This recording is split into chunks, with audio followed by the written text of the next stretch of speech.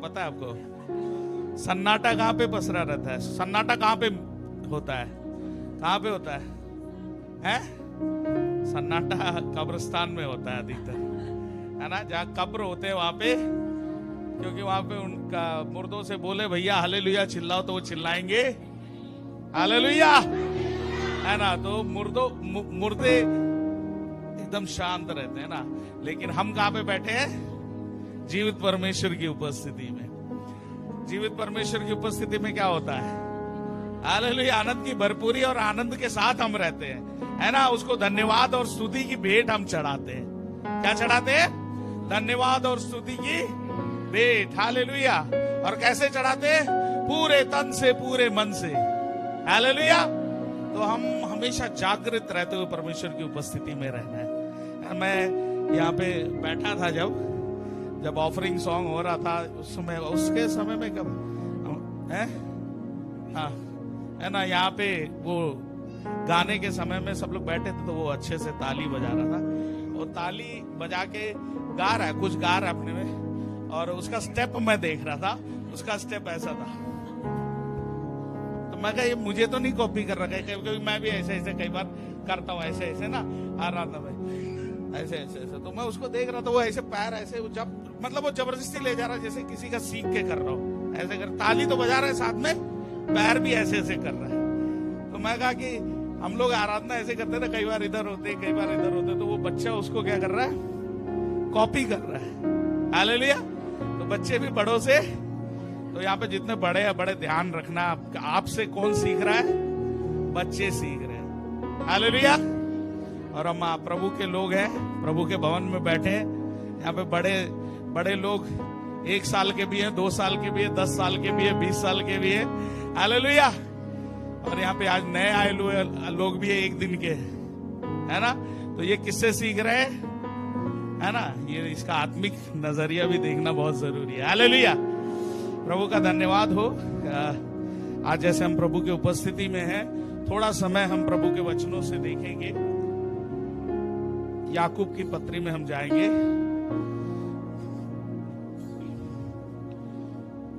प्रभु की उपस्थिति में पिछले दिनों एक गवाही मैं सुन रहा था। वो गवाही किसी का फ्यूनरल था, है ना? किसी का देहांत हुआ था, शारीरिक वियोग का समय था। तो वहां पर बहुत सारे लोग आकर के उस भाई के बारे में गवाही दे रहे थे। और उस भाई का जो केरला के है, वो जिजिन राज करके एक बड़े फेमस फ्लूट वादक है ना, बांसुरी वादक बोले तो, जो है फिल्म वगैरह में भी गाते बजाते थे, और ऐसा कुछ था उनका गवाही। लेकिन वो प्रभु में आए तो वो सब छोड़ दिया। सांसारिक तौर से गाना बजाना सब कुछ उन्होंने छोड़ दिया, और केवल प्रभु के लिए, प्रभु की संगति में, प्रभु के जो भी होता था मीटिंग्स, वहां पर वो क्या करते थे? अपनी वो बांसुरी बजाते थे। बहुत अच्छा बजाते थे। वो बहुत कम उम्र में, मेरे ख्याल से 36 साल की उम्र में उनका जो देहांत हुआ है। तो वहां पे बहुत सारे लोग, प्रभु के दास लोग, बहुत सारे जो म्यूजिशियंस आकर के वहां पे गवाही दे रहे थे। तो उस गवाही के बीच में एक वर्शिप लीडर है, इमैनुअल हेनरी, जो केरला के ही है, जो वो भी जो वहां पे एक सिंगिंग जो बोलते हैं ना, कॉन्टेस्ट होता है जो टीवी वगैरह में आता है,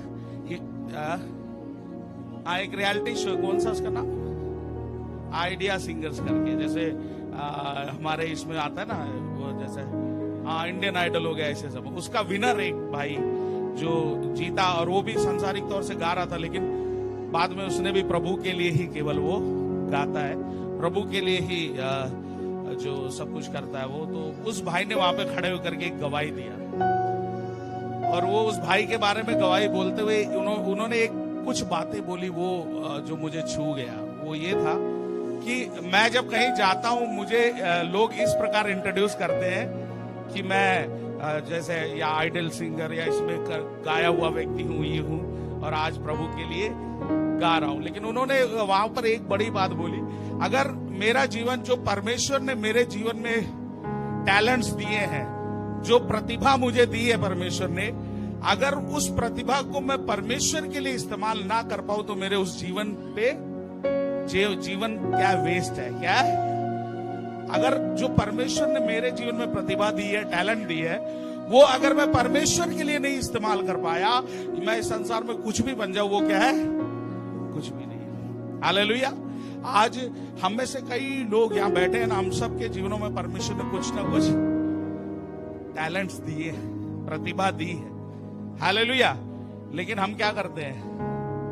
हम उन सब, जब हमें अवसर मिलते हैं, उन अवसरों को हम क्या करते हैं? नकारते हैं। हमें नहीं चाहिए, हम नहीं करना। हालेलुया। और ऐसे उन्होंने जब ये बात बोली कि हमारी प्रतिभाएं, हमारे जो टैलेंट्स है, अगर हम परमेश्वर के लिए नहीं इस्तेमाल कर पाए, हम कुछ भी कर ले इस संसार में, कुछ भी बन जाए, जीवन शून्य है। क्या है? शून्य है, कोई फायदा नहीं है। हालेलुया। तो आज हम और आप जो परमेश्वर के भवन में हैं, हम में से हर एक के पास कुछ ना कुछ टैलेंट्स है कि नहीं है? तो उसे परमेश्वर के लिए क्या करना है? इस्तेमाल करना है। क्या करना है? परमेश्वर के लिए इस्तेमाल करना है। Hallelujah, hallelujah. तो अब हम वचन सुनने का समय है। कितने लोग वचन सुनने के लिए तैयार हैं? तैयार हैं? अपने बगल वाले को हाथ दीजिए, ऐसे हाथ दीजिए किसी को। हाँ, हाथ दे करके बोलिए, अब मैं वचन सुनने जा रहा हूं, मुझे डिस्टर्ब नहीं करना, मुझे परेशान नहीं करना। ठीक है? हालेलुया। तो आवाज नहीं करना, बात नहीं करना, शोर नहीं करना, आप भी शांत रहे, दूसरे को भी सुनने दें। हालेलुया। जैसे मैंने कहा था, हम आ जाएंगे याकूब की पत्री, उसके 4थे अध्याय में जब हम आते हैं, इस 4थे अध्याय को जब हम पढ़ते हैं, तो इसके पूरे इस अध्याय में अगर हम देखते हैं, सांसारिकता जो है हमारे जीवनों में, सांसारिकता समझते हैं क्या? सांसारिकता क्या होता है? हम और आप कौन है? परमेश्वर के जन है। और हम, वचन इस प्रकार कहता है, हमने प्रभु में एक नया जन्म पाया है, आत्मा में एक नया जन्म पाया। अब हम और कौन से लोग हैं? आत्मिक लोग हैं। अगर ऐसा बोला जाए, हम और आप कौन है?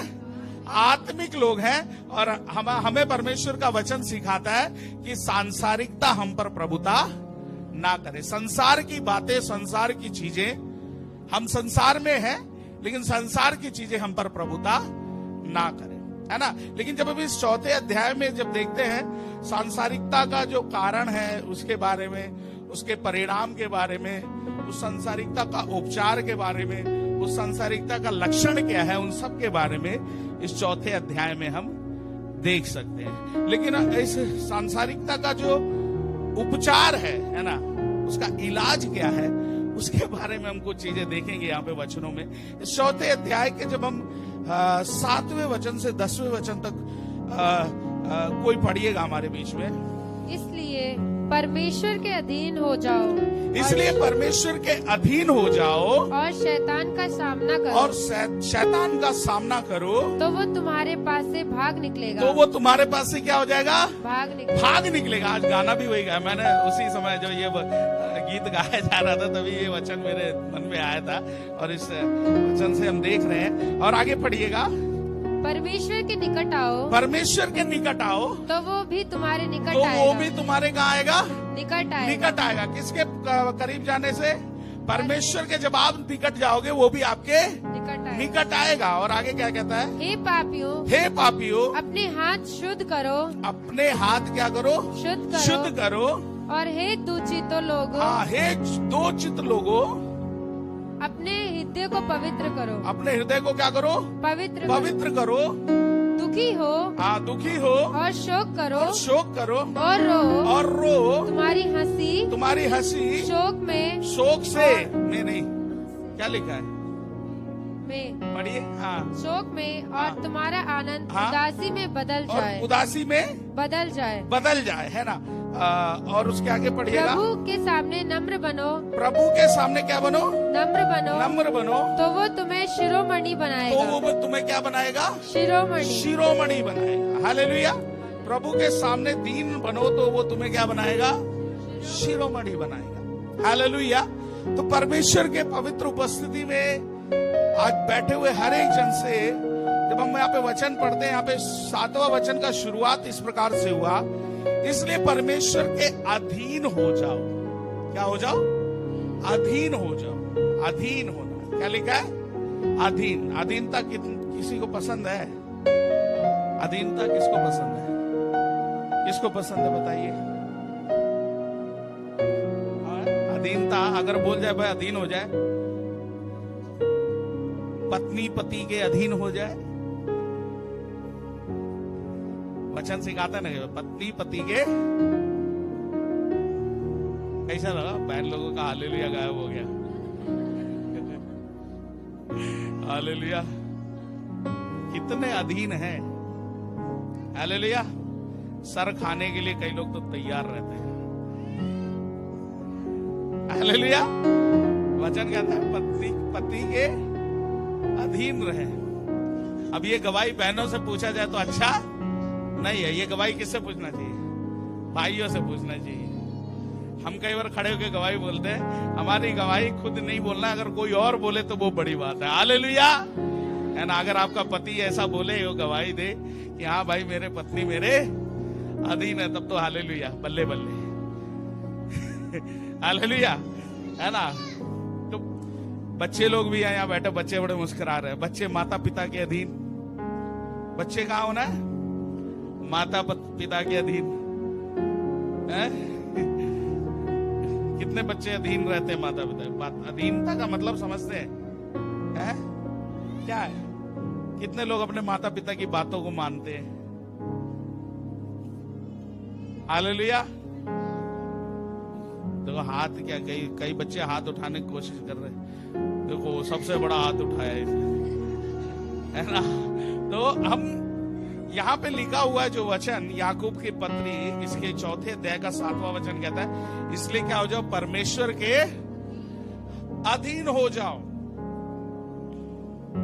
परमेश्वर के। अब देखिए, अधीन होने के लिए आपके जीवन में एक समर्पण की जरूरत है। हालेलुया। आप आपसे बोल दीजिए भाई अधीन हो जाओ, हो पाओगे? है ना? आप में से कई लोग इस बात को अच्छे से समझ पाएंगे। है ना? अगर बोलते पत्नी पति के अधीन रहे तो उस बात को हम कब कर पाएंगे? कब कर पाएंगे? कब कर पाएंगे बताइए? अगर आपको बोल दिया जाए अधीन हो जाओ, तो आप कब अपने पति के अधीन हो पाएंगे? है? सबसे पहला क्या है? आपको उनके लिए क्या होना चाहिए? आपके जीवन में एक प्रेम है। अगर उनके लिए, सबसे पहली बात क्या है? प्रेम। है ना?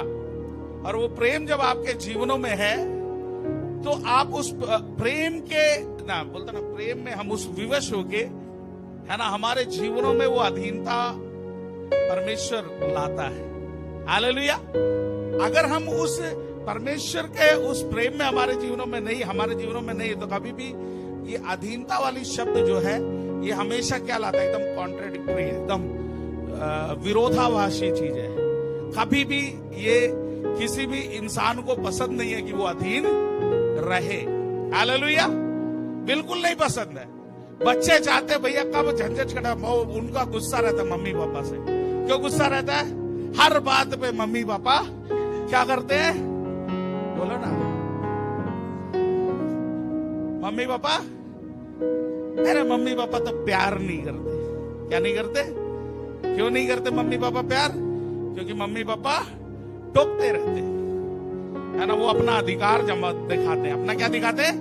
अधिकार दिखाते। और उस अधिकार में क्या करते? वो उन बच्चे को अधीन रखने की कोशिश करते। वो अपनी उनके ऊपर चलाते हैं। जो सच भी है, सही बात भी है, बच्चों को उसके अधीन होना चाहिए।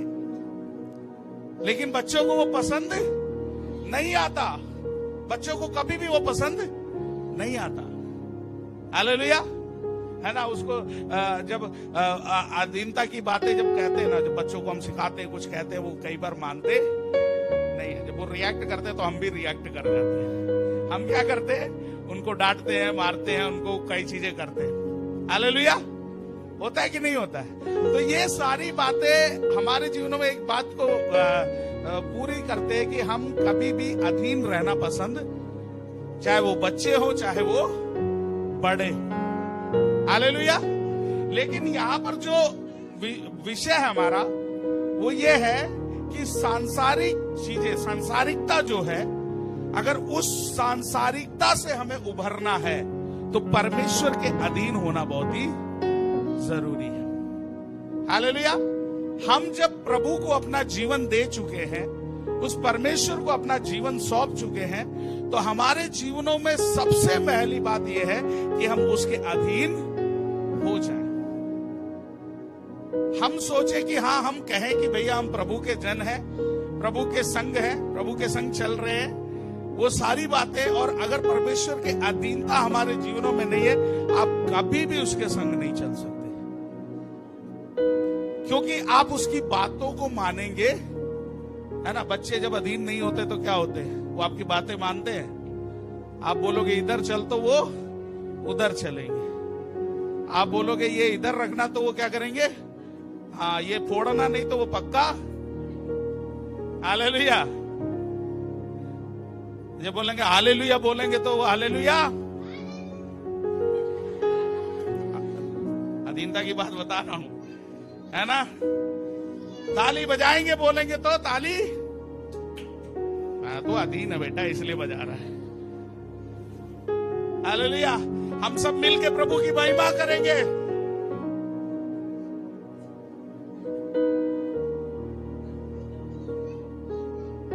हालेलुया। क्या है ये क्या, किस चीज को दर्शा रहा है, क्या दर्शा रहा है, अधीनता दिखा रहा है। हालेलुया। हमारे जीवनों में सबसे पहली बात जो यहां पे वचन कहता है, इसलिए परमेश्वर के क्या हो जाओ, अधीन हो जाओ। किसके अधीन होना बोला है, परमेश्वर के अधीन हो जाओ, मनुष्य के अधीन नहीं। यहाँ पे पास्टर मैथ्यू कुछ बोल रहा है, या कोई यहाँ पे आराधक कुछ बोल रहा है, कोई भी, या कोई भी यहाँ पे खड़ा होकर प्रचार कर रहा है, रितेश भाई कर रहे हैं, या कोई भी कर रहा है, उनके अधीन होने की बात यहाँ पर नहीं है। किसके अधीन होने की बात है, परमेश्वर के अधीन होने की। आप उस परमेश्वर के सम्मुख आपका जीवन कैसा है। हालेलुया। आप उस परमेश्वर के सम्मुख किस प्रकार से हैं। हालेलुया। मनुष्यों की बात यहां पे बिल्कुल परमेश्वर के अधीन होने की बात है। हालेलुया। और परमेश्वर की बातें परमेश्वर का वचन बताता है। हालेलुया। उस वचनों पे हम कितना चलते हैं, उस वचनों को हम कितना मानते हैं, उस वचनों को अपने जीवनों में कितना हम लागू करते हैं। हालेलुया। ये बहुत ही महत्वपूर्ण बात है। इसलिए कहता है, इसलिए परमेश्वर के अधीन हो जाओ। मैं क्या बता रहा हूं आपको, सांसारिकता से उभर पाने का उपचार, इलाज बता रहा हूं। हालेलुया।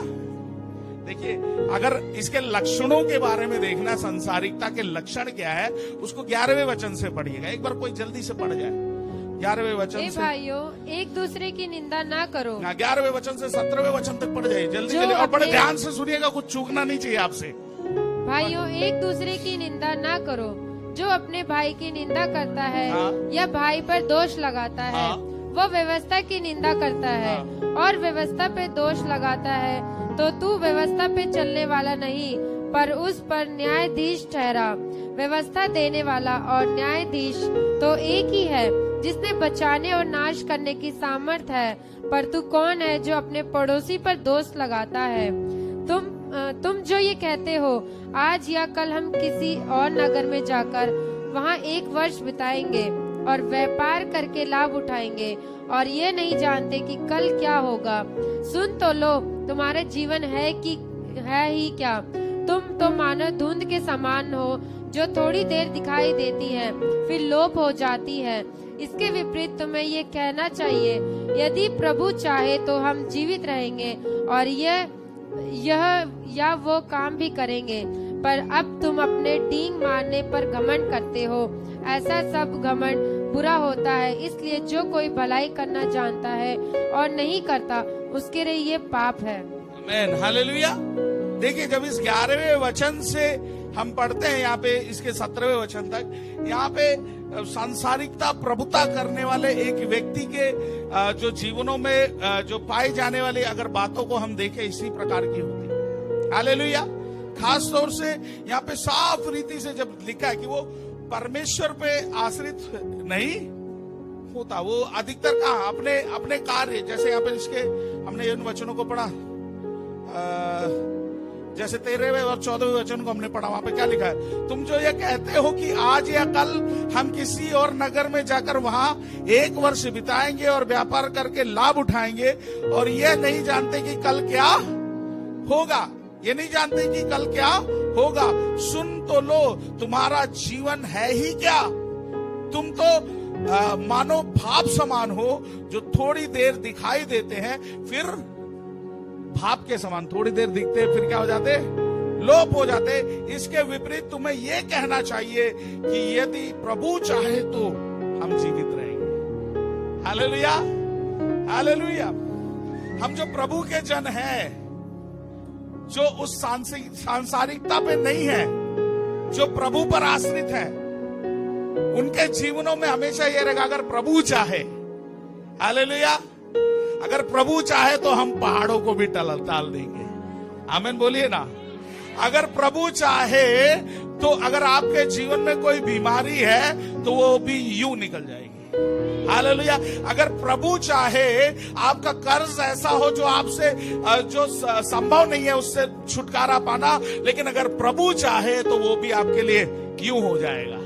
हालेलुया।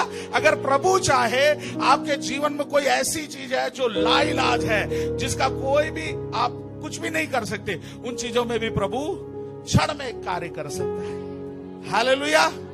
तो हमारे जीवन में क्या होना चाहिए, जो आत्मिक है वो प्रभु पर आश्रित रहते हैं। हालेलुया। अन्यथा क्या होगा, यहाँ पे 16वें वचन में भी आप पढ़िए, 11वें वचन से हमने पढ़ा, क्या लिखा, हे भाइयों एक दूसरे की बदनामी, है ना, वो संसारी चीजें यही है, एक दूसरे के लिए, और ऐसी बातें वैसी बातें, इन सब चीजों में इंसान क्या रहता है, उलझा रहता है। ये लक्षण है, सांसारिकता के लक्षण है। और 16वां वचन पढ़िएगा जरा, पर अब तुम अपनी डींग मारने पर घमंड करते हो, ऐसा सब घमंड बुरा होता है। हाँ, देखिए 15वें वचन से जरा पढ़ जाइएगा उसे। इसके विपरीत तुम्हें ये कहना चाहिए, यदि प्रभु चाहे तो हम जीवित रहेंगे और ये वो काम भी करेंगे। पर अब तुम अपनी डींग मारने पर घमंड करते हो, ऐसा सब घमंड बुरा होता है। आमीन, हालेलुया। डींग मार कैसे होते हैं? डींग मारते हुए देखा है कभी? डींग मार मतलब क्या होता है? बड़ी वाला जो बड़ी बड़ी बातें छोड़ता है, बड़ी बड़ी बातें करते हैं ना, बहुत से लोग बड़ी बड़ी बच्चे लोग। एक बच्चे को मैं जानता हूँ, एक बच्चा ऐसे, उसके पास छोटा था, हमारे एक पास्टर जी का बेटा है, तो उसके पास जब मैं गया तो उसने ऐसे बोला मुझसे, एक बार आपको मालूम है मेरे पास बॉल आया, मैंने यहाँ से उसे आसमान में फेंका और वो जाते जाते जाते जाते ऐसा हो गया, फिर दिखना बंद हो गया और बहुत देर से तक वहीं रहा, और लगभग 1-2 घंटे बाद वो बॉल क्या हो गया, नीचे गिरा। इतना ताकत है मेरे हाथ में, है ना। बच्चा था वो, डींग मारना पड़ा था।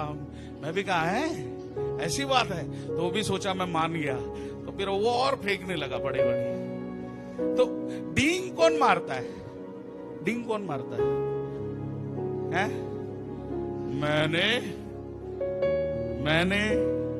मैंने, है ना, जो मैं करता है ज्यादा, कि ना बड़ी बड़ी बोलते थे, कैसे करेगा, मैंने ये किया, मैंने वो किया। हालेलुया। वहां पे कहीं पे भी प्रभु की महिमा नहीं होती। हालेलुया। वहां पे कहीं भी परमेश्वर की महिमा। लेकिन एक आत्मिक व्यक्ति जब होगा, वो क्या कहेगा, प्रभु चाहेगा, प्रभु ने किया, प्रभु ने सहायता किया। Hallelujah, hallelujah. आज हमारे जीवनों में अगर कुछ भी संभव है तो केवल उस प्रभु का अनुग्रह से मात्र हो पाएगा। हमारी खूबियां, हमारे खासियत कुछ भी संसारिक, संसार है जो ऐसा कहता है मैं ये कर सकता हूं, मैं वो कर सकता हूं, मैंने ये किया, मैंने वो किया। हालेलुया। लेकिन प्रभु के लोग यही कह सकते हैं कि सब कुछ उस प्रभु ने किया। हालेलुया। मेरे जीवन में जो अब तक है वो प्रभु ने किया, आगे भी वो प्रभु ही करने वाला है। हालेलुया। उस प्रकार का एक आत्मिक जीवन, वैसा एक विश्वास, ऐसा एक जीवन, जैसे मैं यहाँ पे बोल रहा हूं। आइए हम उस वचन में फिर से आए, 4 अध्याय के 7वें वचन से जरा पढ़िएगा। इसलिए परमेश्वर के अधीन हो हाँ, जाओ, इसलिए परमेश्वर के अधीन हो जाओ और शैतान का सामना और क्या करो, कहता है? शैतान का सामना करो। सबसे पहले क्या? परमेश्वर के अधीन हो जाओ, फिर शैतान का सामना करो। हालेलुया। आप अधीन रह के ही शैतान का सामना कर सकते हैं। जैसे यीशु मसीह ने चेलों से क्या कहा जब वो स्वर्गारोहण कर रहे थे? क्या कहा? जब तक तुम सामर्थ ना पाओ तब तक यरूशलेम को ना छोड़ना। हालेलुया। क्यों बोला था? मालूम है ये वैसे जाएंगे तो अभी भी गिरते रहते थे। जाके भी कुछ करने वाले कुछ कर तो पाएंगे नहीं। हालेलुया। उसके बीच में एक चीज है, वो सामर्थ पाना बहुत ही। फिर उनके सामने कुछ भी आ जाए, चुनौती आ जाए, कैसी भी समस्या आ जाए, वो क्या हो जाएंगे? उन समस्याओं का सामना कर पाएंगे। लगा तो नहीं बेटा? कोई बात नहीं, वो तो गिरता रहता है। हालेलुया। तो परमेश्वर की उपस्थिति में जब हमें इस बात को समझे कि परमेश्वर मुझे और आपको क्या बनाना चाहता है? हमें ऐसा, जैसे यहाँ पे हम पढ़ रहे हैं कि हमारे जीवनों में ये लक्षण अगर हैं तो हम सांसारिकता के लक्षण हैं। इन चीजों से प्रभु उभारना चाहता है, हमारा इलाज करना चाहता है। और इसका उपचार क्या है? इसका उपचार क्या है? परमेश्वर के अधीन हो जाओ, परमेश्वर के अधीन हो जाओ। और कहता फिर क्या है? शैतान का सामना करो तो वो तुम्हारे पास से क्या हो जाएगा? भाग निकलेगा। बिना अधीनता के आप उसका कितना भी सामना करो, वो नहीं निकलने वाला है। कहेगा तू अपने परमेश्वर की बात नहीं मानता, मैं तेरी क्यों मानूं? हालेलुया। बोलेगा कि नहीं बोलेगा? तू अपने परमेश्वर की बात नहीं मानता तो मैं तेरी बात क्यों? हालेलुया। हालेलुया। हमारे जीवनों में इस बात को बहुत अच्छा से समझना है। आप चाहे जितना हालेलुया उछल कूद या चाहे जितना कुछ भी करते हो, अधीनता नहीं है। हालेलुया। परमेश्वर के सम्मुख, परमेश्वर के प्रति आप अधीन नहीं है तो आप उसका सामना नहीं कर सकते। हालेलुया। आप मसीह में तो होंगे, मसीह का नाम तो होगा, सब कुछ होगा, लेकिन आपके जीवन में प्रभुता कौन करेगा? निराशा करेगी। आपके जीवन में क्या दिखेगा? हताशा दिखेगा। आपके जीवनों में क्या दिखेगा? हारी ही अवस्था दिखेगी। क्यों? कारण यह है कि आप परमेश्वर के अधीन, आपने यीशु को अंगीकार किया, उसको अपना स्वामी माना है। जल के बपतिस्मा के द्वारा आपने, है ना, जो है उस अध्यादेशों को जो प्रभु यीशु ने दिया उसको आपने मान लिया, पूरा कर लिया।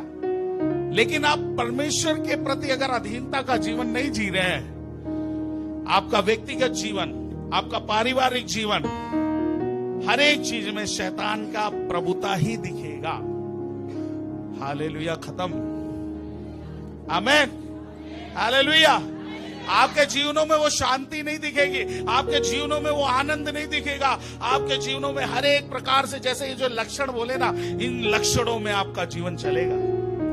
हालेलुया। आप कहलाए तो जाएंगे। जैसे कल कहाँ गई एलिस थी ना, एलिस कल एक वो दिखा रही थी, एक आप भी बैठे थे ना, मुझे तो ध्यान नहीं, फिर एक फोटो था, एक पोस्ट, उसमें एक सरदार जी थे, याद है? एक सरदार जी थे, सरदार जी पग लगा के खड़े हैं और साथ में जैसे हमारे जो नामधारी कलीसियाओं में बहुत सारे प्रीस्ट लोगों का ड्रेस होता है ना, वो जो ऐसे डालते हैं, वैसा वाला एक ड्रेस पहन रखा है। चर्च का एक प्रीस्ट का ड्रेस पहन रखा है। वो सिर पे पगड़ी, सरदार जी है, दाढ़ी भी, और यहाँ से प्रीस्ट का ड्रेस पहन रखा है।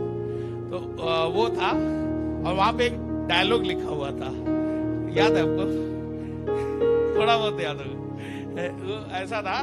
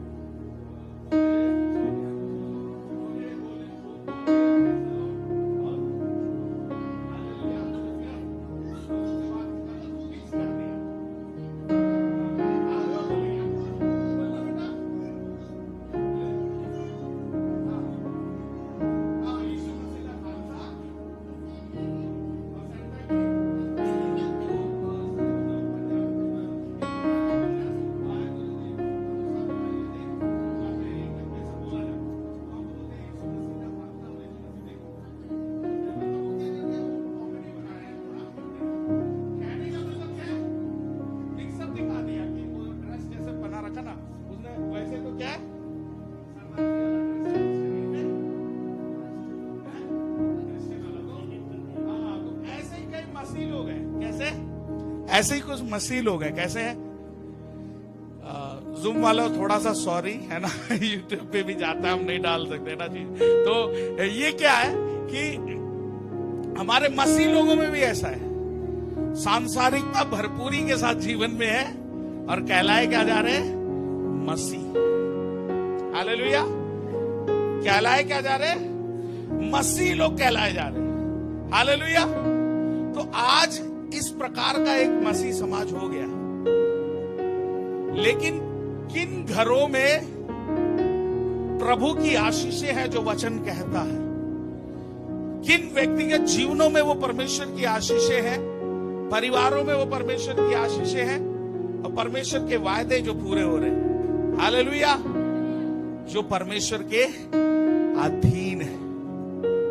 वचन यहाँ पे साफ कहता है, इसलिए परमेश्वर के अधीन हो जाओ, है ना, और शैतान का सामना करो। अधीन कैसे होंगे? अधीन का मतलब आप अधीन कैसे होंगे? अपने बच्चों को आप अधीन करना चाहते हैं तो अधीनता में क्या आता है? आप जो बोले वो बच्चा माने। अगर आप अपने बच्चे से बोल रहे हैं बेटा बैठ जा, वो बैठ जा रहा है। बेटा स्कूल जा, चला जा रहा है। बेटा खाना खा ले, तो खा ले रहा है। एक रोटी खाया, दूसरा खा ले बेटा। नहीं मम्मी जी नहीं चाहिए। अरे बेटा खा ले। 2-3 बार बोला तो उसने खा लिया, रोते गाते खा ले, तब भी अधीन है। हालेलुया। और आप बोले खाना खा लो, नहीं चाहिए मुझे, जो करना है कर लो। या और कुछ बोलो, नहीं कर रहा मैं, जाओ, तो वो अधीनता नहीं है, अधीनता। इसी प्रकार परमेश्वर के अधीन होने का मतलब क्या है? परमेश्वर जो कहता है उस बातों को मानना। अब परमेश्वर कहां से बातें करता है? कहां से बातें करता है? वचनों से। यहां पे खड़े होके जो प्रभु के दास लोग बोल रहे हैं, वचन से बोल रहे हैं, है ना। परमेश्वर की वाणी जो आप पढ़ रहे हैं, उन वचनों से परमेश्वर बात करता है। हालेलुया। और उन वचनों पे आप कितना चलते हैं, उसको अपने जीवन में आप कितना लागू करते हैं, कितना आप उस वचनों के प्रति अधीन, आपकी उसकी अधीनता उसी से प्रकट होती है। परमेश्वर के प्रति आपकी अधीनता उसी से प्रकट होती है। हालेलुया।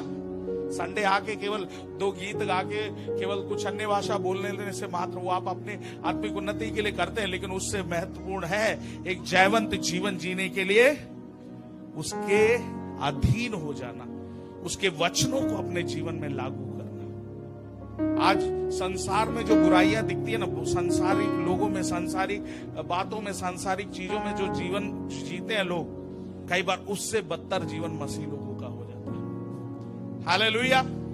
हालेलुया। लेकिन कभी भी इस बात को जान ले, आप मसीह कहलाए तो जा सकते हैं, आपके जीवन में परमेश्वर की अधीनता नहीं है तो आप एक जयवंत जीवन तो नहीं जी सकते। परमेश्वर की आशीष तो आपके जीवन में कतई आसपास से भी नहीं गुजरेगी। क्यों मालूम है?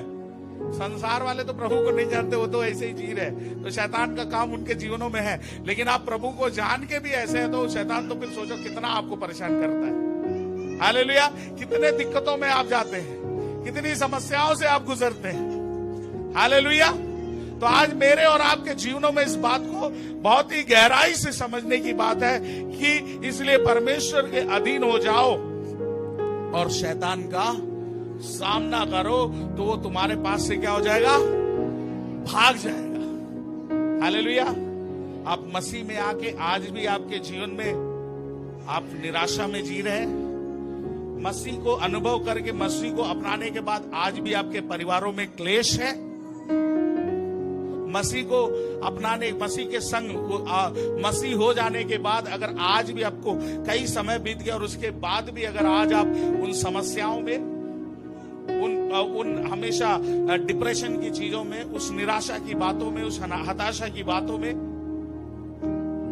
और हमेशा उस डींगमारी में, या उस प्रकार जो हम 11वें वचन से पढ़ते हैं, उस प्रकार के इधर उधर की बदनामी और इधर उधर के दोष लगाने की और भाइयों के विरोध में जो भी बोलने की बातें, अगर ये आज भी आपके जीवनों में प्रभुता कर रही है, तो आज प्रभु चाहता है कि उस परमेश्वर के अधीन हो जाओ, उस परमेश्वर के वचनों के प्रति आप उस प्रकार जब सजग होंगे ना, आपके जीवनों में आप परमेश्वर की आशीषें देखने लगे। कई बार आप हमारे जीवनों में ऐसा सवाल आता होगा कईयों के कि क्यों प्रभु, मैं तो आपको जान गया, आपको अनुभव कर लिया, आपके संग चल रहा हूं। ऐसा हम बोलते हैं, है ना? ये बोलना बड़ा आसान लगता है। क्यों फिर भी प्रभु आज भी मेरे जीवन में, मेरे परिवार में, मेरे बच्चों में या कई प्रकार की वो निराशाएं, हताशाएं क्यों प्रभुता कर रही है? Hallelujah, hallelujah.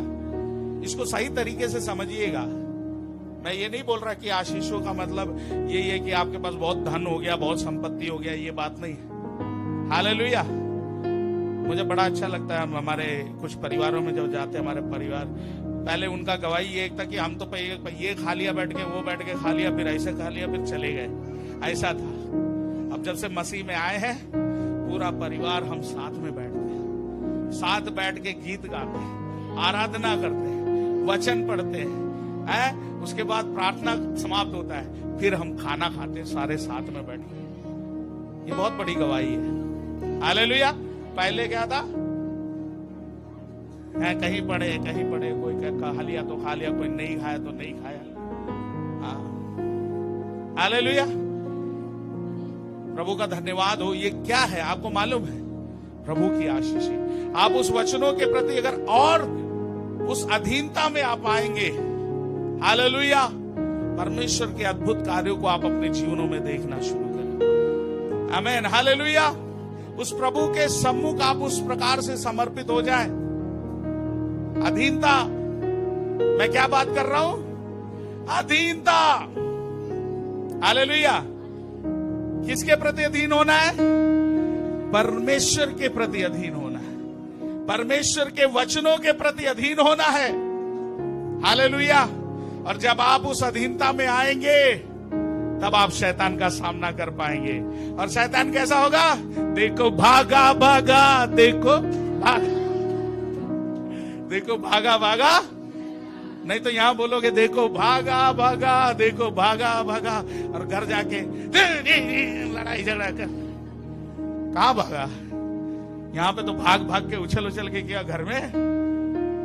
शैतान भी बोला चल अच्छा, वहां बड़ा का नाच रहा था, चल घर तो पहुंच, बताता हूं तुझे।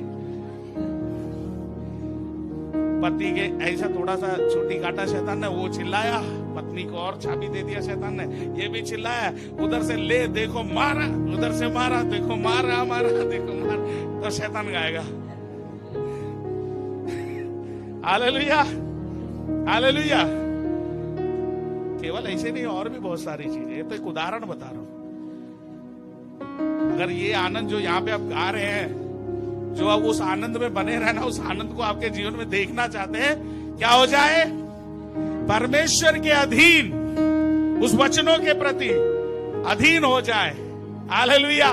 तो परमेश्वर की आशीषों के हकदार आप बनेंगे। हालेलुया। और समय नहीं हमारे पास बाकी चीजों में जाने के लिए। आइए हम प्रभु की उपस्थिति में खड़े हो जाए। हम एक गीत गाएंगे और आराधना करके हम समाप्त करेंगे। जैसे हमने वचन में सुना, हालेलुया।